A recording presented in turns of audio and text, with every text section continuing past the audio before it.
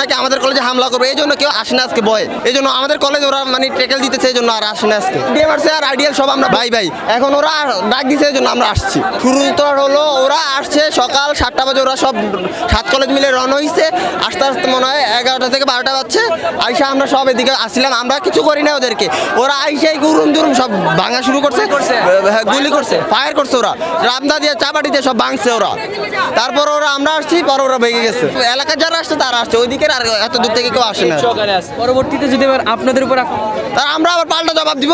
50-60 জন পাইছে, ওরা রেডার ভিতরে ঢুকে পুরো হাফ মার্ডার করে ফেলছে। তো ওদের হাতে রামদা পিস্তল, ওদেরকে আমরা কিভাবে ঠেকাবো? আমরা কি ওদের মতো সন্ত্রাস, ওদের মতো সতর্ক টোকাই কি? আমরা যাচ্ছি এখন পুলিশ যাতে আমাদের ক্যাম্পাসে না ঢুকে, আর যাতে ওরা আসলে আমরা ওদেরকে জবাব দিয়ে দিব। পুলিশ আর সেনাবাহিনী তো সেম, পুলিশ দাঁড়ায় ছিল, সেনাবাহিনী আসে না কেন এতক্ষণ কই ছিল? এখন সব শেষে আসছে ওরা। পুলিশ ওইদিকে দাঁড়ায় ছিল, পুলিশ ওদেরকে বলে যাও যাও তোমরা।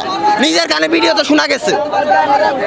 কোনোভাবেই প্রতিরোধ করে না, ওরা দাঁড়ায় দাঁড়ায় হাসতেছে আর দেখতেছে, ভাঙতেছে, ওরা দিকে দাঁড়ায় দাঁড়ায় দেখতেছে। পিস্তল, রামদাও, সেন, এগুলা কুঠার মুঠা সব নিয়ে আসছিল। ওরা সদরঘাট থেকে সব নিয়ে আসছে, ওই পার থেকে এই পার থেকে নিয়ে আসছে, ওদের ভিডিও দেখা গেছে। জি, পিস্তল নিয়ে ফায়ার দিচ্ছে ডিএমআরসির উপরে, ককটেল নিয়ে আসছে ওরা। গুলিবিদ্ধ হয় নাই, মানে পায়ে লাগছে, এই জায়গায় লাগছে। ফায়ার করার সাথে দৌড় দিচ্ছে, পিছন থেকে ফায়ার করছে ওরা। বলে এখন আপনারা কি করবেন? আবার কি কালকে ওরা আসলে আমরা আবার ওদেরকে আবার দৌড়ানি দিব, আবার ওদেরকে মারবো। যদি ওরা কিছু না আসে, আমরা এটা সুষ্ঠু বিচার চাই যে আমাদের কলেজের ক্ষতি হয়েছে, এটার ক্ষতিপূরণ দিতে হবে।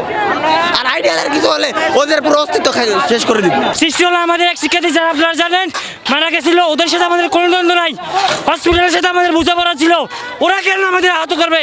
ওরা বলতেছে এখন ওদের কলেজের ছিল, ওরা ব্যবস্থা নেয় না কেন ওদের বিরুদ্ধে? আজকে পুলিশ আর্মি কিছুই করে নাই, ওরা শুধু চেয়ে দেখছে আমাদের কলেজটা ভেঙে ফেলছে, কিছু করে নাই। প্রশাসন কিছু করে নাই, প্রশাসন কিছু করে নাই। রক্তের বদলে রক্ত চাই। পরীক্ষা চোর, ওরা চাঁদাবাজ, চোর, ছিনতাইকারী, ছাত্রলীগ, ওরা ছাত্রলীগ, ওর সাথে একটা জোর হয়েছে আইসা একটা প্রতিষ্ঠান ভাঙ্গার, এটা তাদের অন্যায়।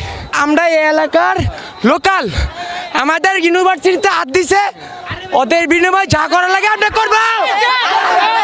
আমাদের কথা হইতেছে, আমরা যে কবি নজরুল্লাহ জি যখন গেছিলাম প্রোটেস্ট করতে, এখানে পুরো মিডিয়াটা ম্যানিপুলেট করে দেখানো হয়েছে।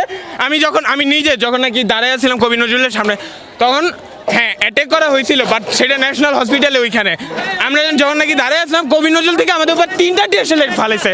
আমার এক বন্ধু আহত, সে আর আমাদেরকে মিডিয়াতে বলা হয়েছে যে আমরা সন্ত্রাসী। আমাদের একটা স্টুডেন্টের হাতে দেখেন, এই দেখেন এদের হাতে কি আছে, এগুলো সন্ত্রাসীদের হাতে থাকে। হ্যাঁ, শান্তিপূর্ণভাবে তো প্রোটেস্ট করতে গেছিলাম, আমাদের এখানে কেন হামলা করা হয়েছে? কোনোভাবে এখন যায় না। ওরা কেন আমাদের ন্যাশনাল হসপিটাল এক জায়গায় বসে, এক টেবিলে বসে সমঝোতা, আমরা যখন গিয়েছিলাম ওরা কি আমাদেরকে সাপোর্ট দিছে? আমরা ভাইয়া ছিলাম না? ওরা কি লিগা সরার দিয়ার কবি মিলে আমাদের মারলো।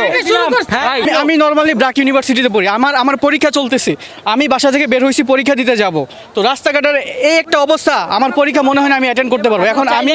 এখন আমি চিন্তায় আছি যে আমি কি ভার্সিটিতে পৌঁছাইতে পারবো নাকি আমি বাসায় ব্যাক করবো। আমাদের চাওয়া একটাই, আমাদের কলেজে ভাঙচুর করেছে, এটার আমরা সুষ্ঠু বিচার চাই। আগ থেকে এ পর্যন্ত যা হয়েছে তা আমরা চাই বাংলাদেশ যেই তত্ত্বাবধায়ক সরকার আছে সে যাতে এটা সুষ্ঠু একটা বিচার করে। সব ঘটনা নির্বাচনে একটা যাতে সুষ্ঠু বিচার হয়, আমাদের এটাই চাওয়া, এর বেশি আমাদের কোনো চাওয়া নাই।